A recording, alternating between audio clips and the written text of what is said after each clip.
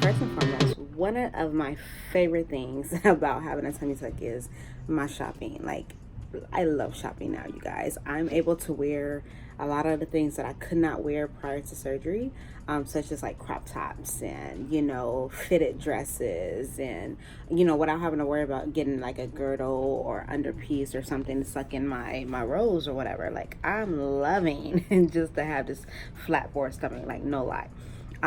So between that and then just knowing that like my weight has fluctuated over the past 2 years, like I've gained weight, I've lost weight. I don't think I've gained more than 10 to 15 pounds for sure.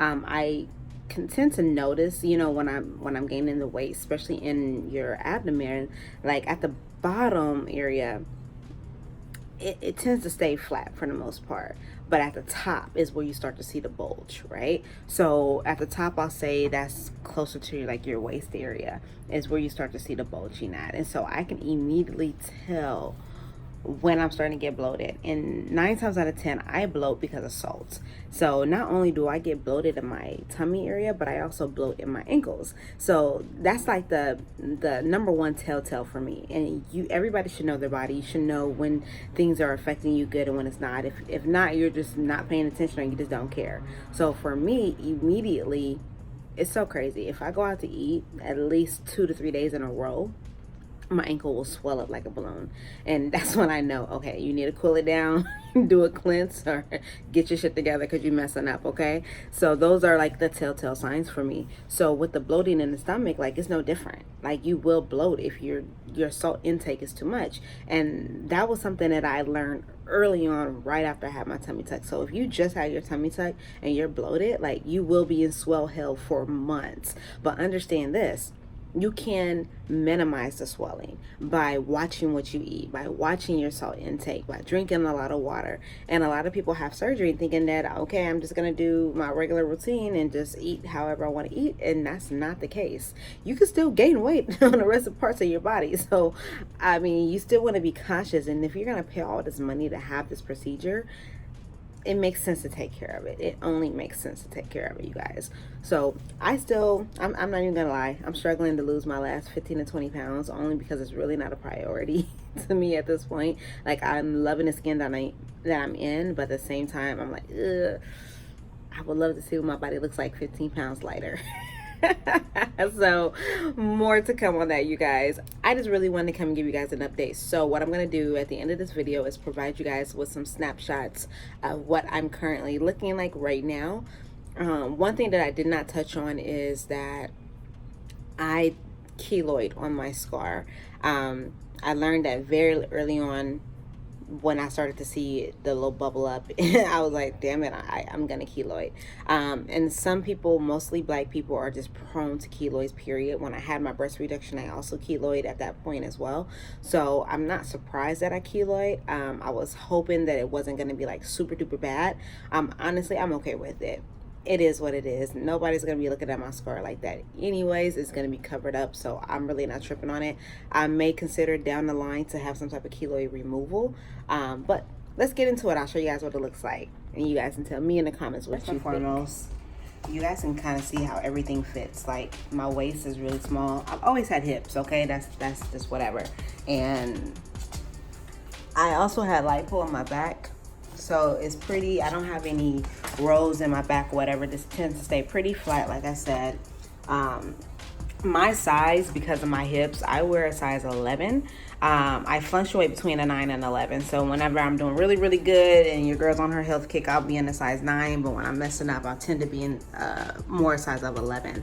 My thighs are a big component. So for me, my jeans have to be able to come over my thighs. That's one of the issues, is it'll fit over my thighs, and then my waist, it'll be super, super big, right? And so it's been kind of hard for me to find jeans that fit my new body per se. So anyways, let me show you guys the scar. Oh, and by the way, before I show you guys my scar, these shorts are on my website for $29. So you guys make sure you go and grab that. And if you subscribe to my mailing list, I will give you a 10% code off as a first time buyer. All right, let's take a look. And goodness, these shorts are like stretchy too.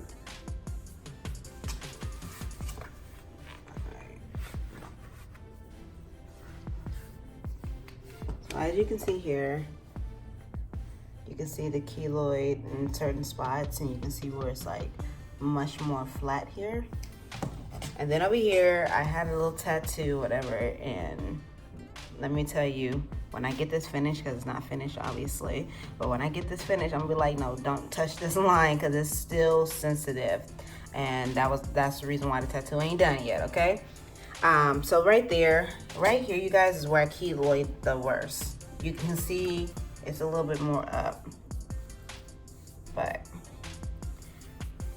anyhow, I also keloid on my belly button, so you can see that as well.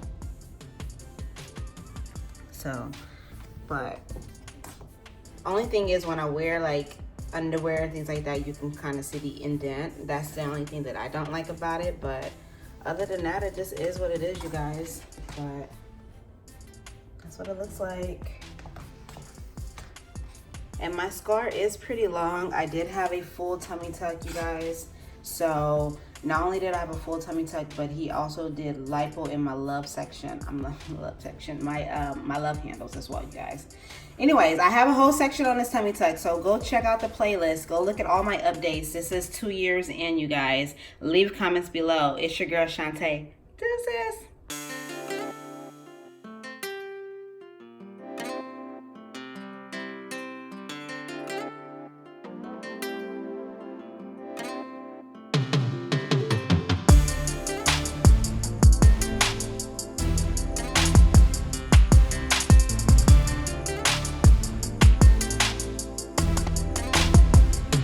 Okay, you guys, so I am officially 2 weeks post-op. As you guys can tell, I'm pretty swollen. You can tell more from the side.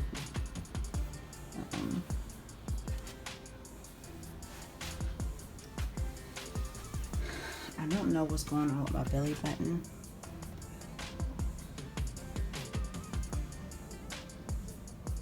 It's been leaking, so I've been having to wear a pad under my garment. But let me show you guys my scar real quick. You can kind of see that I still have the bruises. There goes my scar.